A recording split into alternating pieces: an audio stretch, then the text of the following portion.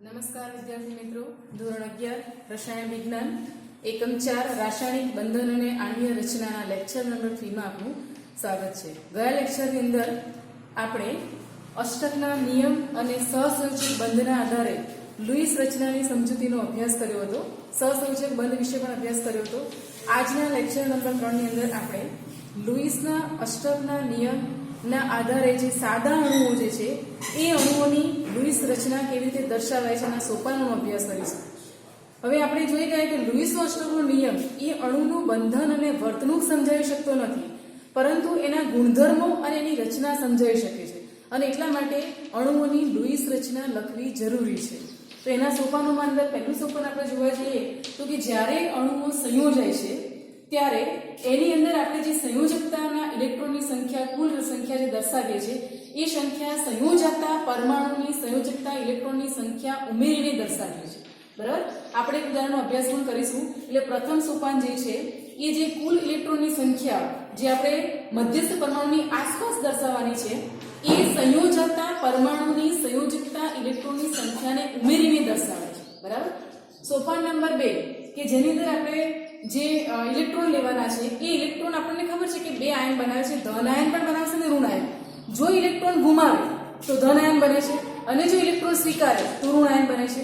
એનો અર્થ થયો કે જ્યારે તમને અહીંયા દર્શાવેલા અણુની અંદર આયન છે અને એ આયનની ઉપર વીજભાર તમારે જોવાનો છે કે જો ઋણ વીજભાર હોય તો એની અંદર એટલા ઇલેક્ટ્રોન ઉમેરાયા છે, બરાબર, અને જો ધન આયન છે તો એમાંથી એટલા ઇલેક્ટ્રોન બાદ થયા છે। દાખલા તરીકે આપણને ખબર છે કે NH4+ છે એમોનિયમ આયન, બરાબર। તો અહીંયા આપણને ખબર છે કે નાઇટ્રોજનના સંયોજકતા કક્ષાના ઇલેક્ટ્રોન કેટલા 5, એનો પરમાણુ ક્રમાંક 7 છે, એટલે વેલેન્સની અંદર રહેલા ઇલેક્ટ્રોન કેટલા 5। એવી રીતે હાઇડ્રોજનનો 1 છે, પણ હાઇડ્રોજન કેટલી સંખ્યા છે 4, માટે આપણે અહીંયા લઈશું કે 4 ઇલેક્ટ્રોન, બરાબર। એટલે અહીંયા જ્યારે જોડાય ત્યારે એના કુલ ઇલેક્ટ્રોનની અંદર એક ઇલેક્ટ્રોન અહીંયાથી ગુમાવી દીધું છે। એટલે અહીંયા હાઇડ્રોજન જ્યારે એડ થતો હોય ત્યારે એ H+ આયન સ્વરૂપે આવતો હોય અને જોડાતો હોય, એનો અર્થ કે મધ્યસ્થ પરમાણુનો એક ઇલેક્ટ્રોન એટલે કે કુલ સંયોજકતા ઇલેક્ટ્રોનમાંથી એક ઇલેક્ટ્રોન એ ગુમાવે છે। આવી રીતે દર્શાવે છે, જેમ આપણે અહીંયા લખતા હોય છે કે નાઇટ્રોજન એ મધ્યસ્થ પરમાણુ છે, અહીંયા હાઇડ્રોજન છે, અહીંયા હાઇડ્રોજન છે, અહીંયા પણ હાઇડ્રોજન છે, અહીંયા હાઇડ્રોજન। હવે આપણને ખબર છે કે નાઇટ્રોજનની વેલેન્સીમાં રહેલા જે આ ઇલેક્ટ્રોન 5 માંથી 3 તો ભાગીદારી કરે છે, બરાબર। હવે એની પાસે રહેલા આ 2 ઇલેક્ટ્રોન છે। હવે હાઇડ્રોજન તો આયન ફોર્મમાં આવે છે, એક ઇલેક્ટ્રોન એ શું કરે છે તો કે અષ્ટક પૂર્ણ કરવા માટે એક ઇલેક્ટ્રોનને એ ગુમાવે છે, અને માટે એના પર આપણે વીજભાર લખીએ છીએ NH4+, એ પ્લસ વીજભાર નાઇટ્રોજન પર દર્શાવતો હોય છે, બરાબર। એટલે અહીંયા એમોનિયમ આયનની લુઈસ બિંદુ રચના આપણે દર્શાવી હોય તો જ આવી રીતે તમે દર્શાવી શકો છો। આમ તો બંધમાં ભાગ લેતા ઇલેક્ટ્રોનની જગ્યાએ આપણે બંધ દર્શાવીએ છીએ, અને બાકીના જે ઇલેક્ટ્રોન રહેતા હોય એને આપણે અબંધકારક ઇલેક્ટ્રોન તરીકે દર્શાવીએ। સોપાન નંબર 3 કે જે સંયોજકતા પરમાણુઓ જે છે એ પરમાણુની આપણે સંજ્ઞા જાણતા હોય, એનું માળખાકીય જ્ઞાન હોય આપણને, તો એની અંદર જેટલા ઇલેક્ટ્રોન રહેલા છે એ ઇલેક્ટ્રોન એ બંધમાં કેટલા ભાગ લેશે એના આધારે આપણે એની વચ્ચેનું બંધ, એનું જે બંધારણ છે એ દર્શાવી શકીએ। એટલે કેટલા બંધન ઇલેક્ટ્રોન યુગ્મ છે એના આધારે એની આપણે ભાગીદારી કરી શકીએ કે ભાઈ એક નાઇટ્રોજન છે, 4 હાઇડ્રોજન છે, તો કેટલા બંધથી જોડાશે તો કે એ ચારેય હાઇડ્રોજન સાથે સિંગલ બંધી, પણ એક બંધ આપણને ખબર છે કે નાઇટ્રોજન પોતે જ આપે છે, હાઇડ્રોજન ઇલેક્ટ્રોનની ભાગીદારી કરતો નથી, માટે એક બંધ બને છે કોકોવેલન્ટ બંધ, જેને આપણે સવર્ગ સહસંયોજક બંધ તરીકે ઓળખીએ છીએ। એટલે આપણને એને ખ્યાલ આવે છે કે એના વિશેની માહિતી મળે છે આપણને કે બંધની અંદર રહેલા ભાગીદારીના ઇલેક્ટ્રોન આપણે કેવી રીતે કયા પરમાણુ સાથે કયો બંધ બનાવશે એ આપણે દર્શાવી શકીએ છીએ। ત્યાર પછીનું સોપાન કે જે ઓછો વિદ્યુત ઋણ હશે એ ક્યાં ગોઠવાશે તો કે મધ્યમાં, અને જે વધુ વિદ્યુત ઋણ હશે એ ક્યાં ગોઠવાશે તો કે છેડા પર ગોઠવાશે, બરાબર। દાખલા તરીકે તમને ઉદાહરણ આપેલું છે NF3, તો નાઇટ્રોજન અને ફ્લોરિન આ બે ઘટકો છે। હવે નાઇટ્રોજન અને ફ્લોરિનમાં વિદ્યુત ઋણતા કોની વધારે તો કે ફ્લોરિનની વધારે છે, નાઇટ્રોજનની કેવી છે ઓછી છે, તો નાઇટ્રોજન ક્યાં ગોઠવાશે તો કે મધ્યસ્થ પરમાણુ તરીકે, એટલે અહીંયા ગોઠવાય છે, અને એની સાથે છેડા પર કોણ ગોઠવાય તો કે આવી રીતે ફ્લોરિન ગોઠવાય છે, બરાબર। આવી રીતે બીજા પણ ઉદાહરણ તમને આપેલા છે, તમે આગળ પણ જો CCl4 છે, કાર્બન ટેટ્રા ક્લોરાઇડ, તો ક્લોરીનની વિદ્યુત ઋણતા વધારે છે, કાર્બનની વિદ્યુત ઋણતા ઓછી છે, માટે પેલાને છેડા પર ગોઠવવાનું, પેલાને મધ્યસ્થમાં ગોઠવવાનું છે। એટલે આ રીતે આપણે દર્શાવી શકીએ છીએ। ત્યાર પછીનું સોપાન કે જેટલા પણ ઇલેક્ટ્રોન જે કુલ સંયોજકતા ઇલેક્ટ્રોન છે એ કુલ સંયોજકતા ઇલેક્ટ્રોનના આધારે આપણે એમાં જોવાનું છે કે બંધન ઇલેક્ટ્રોન યુગ્મ જે બંધમાં ભાગીદારી કરે છે એની સંખ્યા કેટલી છે એના આધારે આપણે બંધ તો ખબર પડી કે આ પરમાણુ સાથે એક બંધ બનશે, આ પરમાણુ સાથે બે બંધ બનશે, એટલે જેટલા ઇલેક્ટ્રોન બંધમાં વપરાવાના છે એટલા આપણે દર્શાવી દેવાના છે. જે ઇલેક્ટ્રોન સિંગલ બંધમાં વપરાયા પછી બાકી રહે છે એ ઇલેક્ટ્રોનને આપણે પછી જોવાનું છે કે કોઈ પરમાણુ એવો તો નથી જોડાયેલો કે જેની સાથે દ્વિબંધ બની શકે છે, એટલે બહુબંધની રચના પણ થઈ શકતી હોય તો આપણે એ જોવાનું છે. બરાબર, ઘણી વખત ઓક્સિજન પરમાણુ જોડાયો હોય તો આપણને ખબર છે કે ઓક્સિજન તો દ્વિબંધથી જોડાય છે, તો આપણે એ બહુબંધની રચનામાં એ ઇલેક્ટ્રોનને વાપરવાના છે. એ કરતાં પણ જો ઇલેક્ટ્રોન બાકી રહે છે તો એનો અર્થ એવો થયો કે હવે એ ઇલેક્ટ્રોન બંધ બનાવતા નથી અને માટે આપણે એને અબંધકારક એટલે કે બંધમાં ભાગ લેતા નથી, જેને અબંધકારક ઇલેક્ટ્રોન યુગ્મ કહેવાય છે. એની પેર અથવા એક ઇલેક્ટ્રોન હોય તો એને આપણે ફક્ત પરમાણુની આસપાસ દર્શાવી દેવાનું છે. તો આ રીતે આટલા સોપાનો દ્વારા આપણે લુઈસ બિંદુ નિરૂપણ અથવા લુઈસ રચના એ સાદા અણુઓની અંદર આપણે દર્શાવી શકીએ છીએ. બરાબર, આટલા સોપાનો યાદ રાખશો તો કોઈ પણ અણુ તમારી સમક્ષ મૂક્યો હશે તો તમે એની સરળતાથી લુઈસ રચના દર્શાવી શકશો. અને આપણે આગળ અભ્યાસ કરી ગયા છે કે બંનેના આધારે આપણે દર્શાવવાનું છે. સહસંયોજક બંધ અને બાકી રહેલા જે અબંધકારક ઇલેક્ટ્રોન યુગ્મ હોય એને ટપકા સ્વરૂપે આપણે એટલે કે લુઈસ બિંદુ નિરૂપણ સ્વરૂપે આપણે દર્શાવવાનું છે. બરાબર, ઉદાહરણ આયન પણ હોઈ શકે, તટસ્થ પરમાણુ પણ હોઈ શકે.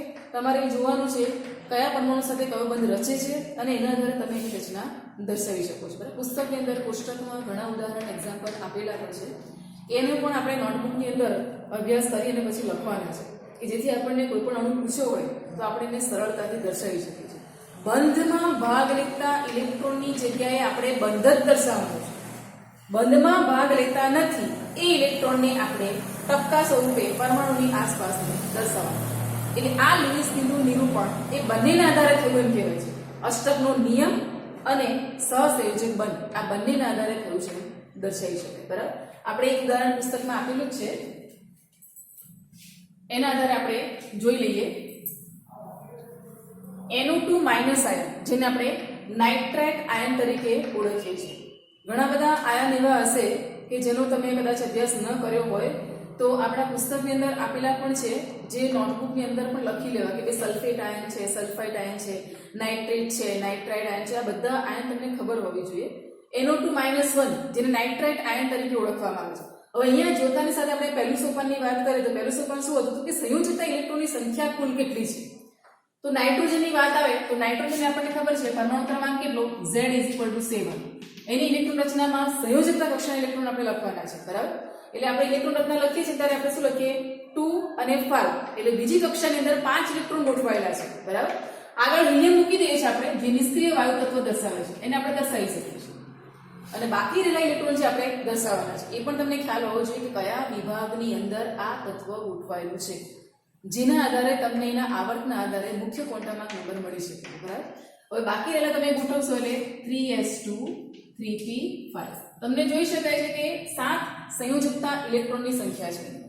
હવે સાથે જોડાયેલો બીજો પરમાણુ કયો છે તો ઓક્સિજન છે.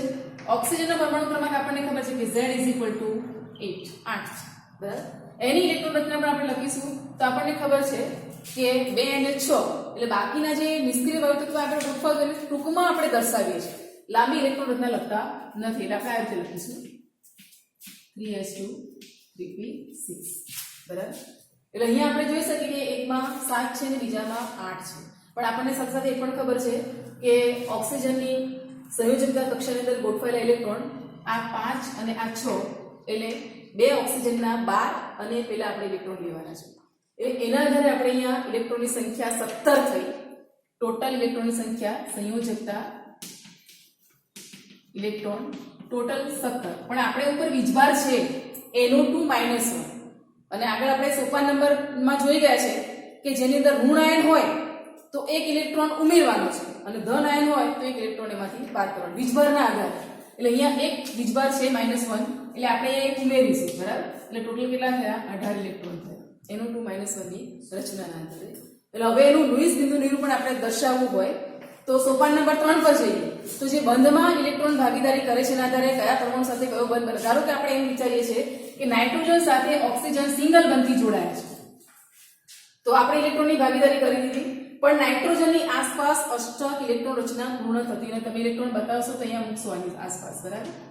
પણ નાઇટ્રોજનની આસપાસ અષ્ટક ઇલેક્ટ્રોન રચના પૂર્ણ થતું નથી. અને માટે હવે શું વિચારવાનું છે? સોપાન નંબર 4 માં બહુબંધની રચના દર્શાવે છે કે એ થઈ શકે છે. તો કે હા, ઓક્સિજન છે એટલે એ દ્વિબંધી જોડાઈ શકે છે. નાઇટ્રોજન પણ આપણને ખબર છે કે જ્યારે નાઇટ્રોજન બીજા નાઇટ્રોજન પરમાણુ સાથે જોડાતો હોય ત્યારે ત્રિબંધી રચના પણ કરી શકે છે. એ પણ બહુબંધ રચી શકે છે. માટે હવે આપણે સોપાન નંબર 4 માં જઈશું તો વિચારો કે અહીંયા શું આવશે કે એક ઓક્સિજન સાથે એક દ્વિબંધ બનાવતો હશે એટલે કે બહુબંધની રચના કરે છે એવું કહી શકાય. માટે આપણે અહીંયા દર્શાવીએ તો આવી રીતે ઓક્સિજન જોડાય છે અને એક ઓક્સિજન સિંગલ બંધથી જોડાય. હવે તમે જોશો કે બાકી રહેલા ઇલેક્ટ્રોન તો મારે પરમાણુની આસપાસ અબંધકારક છે જે બંધમાં ભાગ લેતા નથી એને મારે દર્શાવી દેવાનું છે. હવે અહીંયા તમે જોજો કે હવે જે મેં ઇલેક્ટ્રોન અહીંયા મૂક્યા હતા એ મારે અહીંયા નહીં મૂકી શકાય. કેમ કે જો હું મૂકવા જઈશ તો આ ઇલેક્ટ્રોન સાથે સરખામણી કરશો તો 4 ને 2 6 ને 2 8 ને 10 લખીશું. એટલે આપણે તો અહીંયા ઓક્સિજન મારે 2 ઇલેક્ટ્રોન તો અહીંયા ભાગીદારીમાં આવી ગયા એટલે અહીંયા કેટલા લેવાના છે? 4. 4 ને આ 4 અષ્ટક રચના પૂર્ણ થઈ ગઈ, બરાબર? એવી જ રીતે આ બાજુ જોઈ શકો એક ઓક્સિજન એટલે સિંગલ બંધ બનાવ્યો છે અહીંયા, તો બાકીના ઇલેક્ટ્રોન એની આસપાસ આ રીતે દર્શાવી દેવાના છે, બરાબર? તો અહીંયા પણ તમે જોશો કે 6 અને 2 8 અષ્ટક રચના પૂર્ણ થઈ ગઈ છે. હવે નાઇટ્રોજનની વાત કરીએ. નાઇટ્રોજનની આસપાસ લા 2 અને અહીંયા કેટલા છે? અહીંયા 2 ને 2 4 4 ને 2 કેટલા થયા? 6. એટલે એની પાસે હજુ અબંધકારક ઇલેક્ટ્રોન યુગ્મ જે બાકી છે એ આપણે દર્શાવીએ છીએ. હવે રહી વાત એક ઇલેક્ટ્રોનની જે વીજભાર તરીકે દર્શાવી એને આપણે આ રીતે લખીએ છીએ, બરાબર? તો આ રીતે NO2 - 1 ની લુઈસ રચના આપણે દર્શાવી શકીએ. આવી રીતે કોઈ પણ અણુ કે આયન તમને દર્શાવેલો હોય તમારે ફક્ત આ સોપાનોને ધ્યાનમાં રાખવાના છે, એના આધારે બંધ દર્શાવવાના. બાકી રહેતા ઇલેક્ટ્રોનને તમારે અબંધકારક જે છે એ પરમાણુની આસપાસ ટપકા સ્વરૂપે દર્શાવવાના. અને જો વીજભાર હોય તો વીજભાર ચોરસ કૌંસ કરી અને આપણે એના અહીંયા માથા ઉપર દર્શાવતા હોય. માઇનસ હોય તો માઇનસ અને પ્લસ હોય તો પ્લસ, બરાબર? આગળ કે લુઈસનો અષ્ટકનો નિયમ ખૂબ જ ઉપયોગી હોવા છતાં પણ સાર્વત્રિક નથી, એટલે કે એનો બધે ઉપયોગ કરી શકાતો નથી. એ કેટલાક કાર્બનિક સંયોજનોની રચના સમજાવવા માટે ઉપયોગી છે, પરંતુ કેટલીક જગ્યાએ એની મર્યાદાઓ છે કે કેટલીક જગ્યાએ આપણે એવું કે અષ્ટક પૂર્ણ થવું જોઈએ, પણ કેટલાક અણુઓ કેટલાક સંયોજનોની અંદર અષ્ટક પૂર્ણ થતું નથી, તેમ છતાં એ સંયોજનો સ્થાયી છે, બરાબર? આપણે જોઈએ કે પહેલો જે મુદ્દો આપેલો છે કે અષ્ટકના નિયમની મર્યાદા શું છે, તો મધ્યસ્થ પરમાણુનું અપૂર્ણ અષ્ટક. અષ્ટક પૂર્ણ 8 ઇલેક્ટ્રોન નથી ભરાતા પરમાણુની આસપાસ, તેમ છતાં પણ એ કેટલાક અણુઓ જે છે એ સ્થાયી સ્ટેબલ ઇલેક્ટ્રોન રચના દર્શાવે છે, સ્થાયી સંયોજનો દર્શાવે છે. પહેલું ઉદાહરણ આપેલું છે લિથિયમ ક્લોરાઇડ LiCl.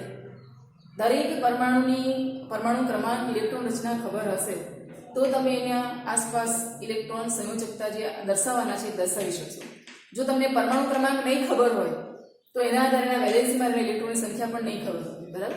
લિથિયમ આપણને ખબર છે ક્લોરીન સાથે સંયોજાય, ક્લોરીનનો પરમાણુ ક્રમાંક એટલે 17, એની સંયોજકતા કક્ષામાં રહેલા ઇલેક્ટ્રોનની સંખ્યા એટલે 7, અને એવી રીતે લિથિયમ છે તો લિથિયમ આપણને ખબર છે હિલિયમ પછી આવેલું તત્વ છે જેનો પરમાણુ ક્રમાંક છે 3, અને માટે એમાં વાત કરીએ તો એમાં કઈ ઇલેક્ટ્રોન છે એની વેલેન્સીમાં હિલિયમ પછી, બરાબર? એટલે એક ઇલેક્ટ્રોનની ભાગીદારી ક્લોરીન સાથે કરે છે અને એક સિંગલ બંધ એની વચ્ચે બનાવે છે. હવે ક્લોરીન પાસે તો એક જ ઇલેક્ટ્રોન એમાં ગયો છે એટલે બાકીના ઇલેક્ટ્રોન એની પાસે અબંધકારક જે છે એ એના આસપાસ આપણે દર્શાવી દેવાના છે. હવે તમે જોઈ શકો છો કે લિથિયમ ક્લોરાઇડ વચ્ચે ફક્ત 2 ઇલેક્ટ્રોન છે, બરાબર?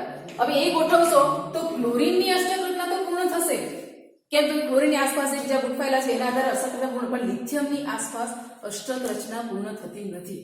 8 ઇલેક્ટ્રોન નથી ગોઠવાયેલા, ફક્ત 2 જ છે, તેમ છતાં પણ આ સંયોજન કેવું છે? સ્થાયી છે, બરાબર? બીજું ઉદાહરણ છે બેરિલિયમ હાઇડ્રેટ, BeH2 કહેવાય છે, બરાબર?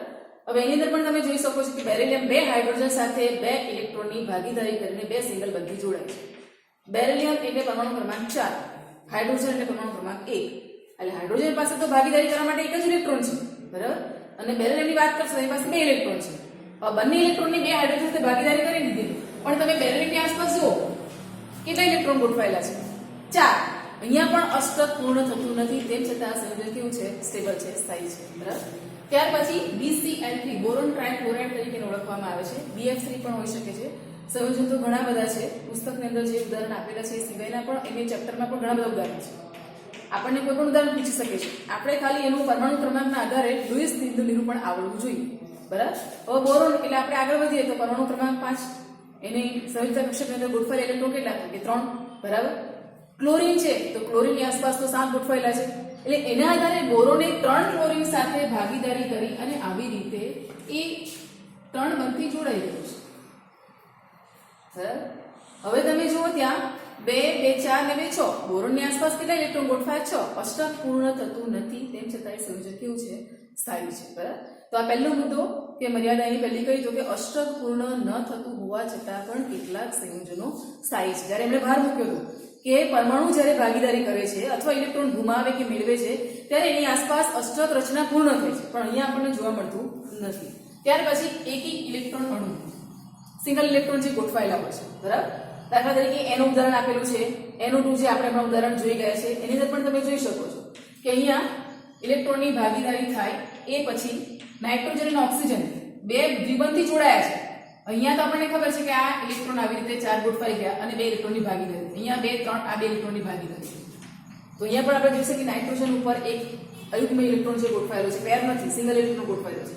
જેમ અહીંયા આપણે આગળ જોઈ ગયા હતા કે આ 2 ઇલેક્ટ્રોન અહીંયા ભાગીદારી થઈ, 1 ઇલેક્ટ્રોન અહીંયા ભાગીદારી થઈ, બાકી તે ગોઠવાયા છે 5 ઇલેક્ટ્રોન ગોઠવાયા છે.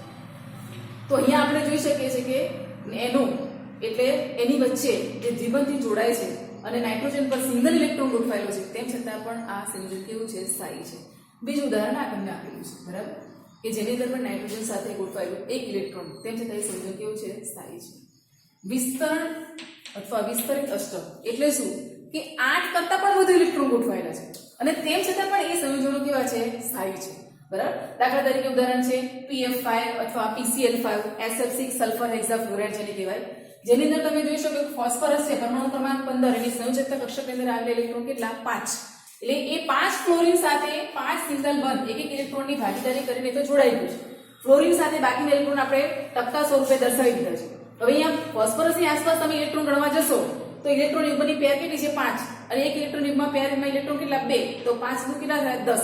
એટલે 8 કરતા વધારે ઇલેક્ટ્રોન ગોઠવાયેલા છે, તેમ છતાં પણ એ સંયોજન કેવું છે? સ્થાયી. તમે સલ્ફરની આસપાસ પણ જોઈ શકો છો, 12 ઇલેક્ટ્રોન ગોઠવાયેલા છે, તેમ છતાં પણ કેવું છે? સ્થાયી છે. એવી રીતે ત્રીજું ઉદાહરણ પણ આપેલું છે સલ્ફ્યુરિક એસિડ. બરાબર. તમને એનું સ્ટ્રક્ચર આવડશે તો એના દ્વારા તમને ખબર પડશે કે સલ્ફરની આસપાસ 8 કરતા વધુ ઇલેક્ટ્રોન ગોઠવાયેલા છે. ત્યાર પછી સલ્ફરના કેટલાક સંયોજનો છે કે જે પણ ઘણા સંયોજનો બનાવે છે. એમાંથી આપણે એક સંયોજન અહીંયા લીધું છે જે સલ્ફર ડાયક્લોરાઇડ તરીકે ઓળખવામાં આવે છે. તો એની અંદર પણ તમે જુઓ કે સલ્ફરની આસપાસ અષ્ટક રચના પૂર્ણ થાય છે. તો આ પણ સંયોજન કેવું છે? સ્થાયી છે. ત્યાર પછી કેટલીક એની મર્યાદાઓ છે કે અણુનો આકાર સમજાવી શકતો નથી, અણુની ઉર્જા, એના સ્થાયીતા વિશે પણ એ કશું જણાવતું નથી.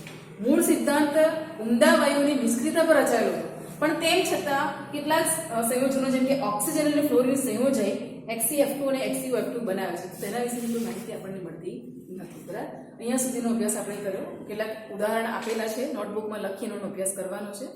ત્યાર પછીનો ટોપિક આપણે નેક્સ્ટ લેક્ચરમાં અભ્યાસ કરીશું.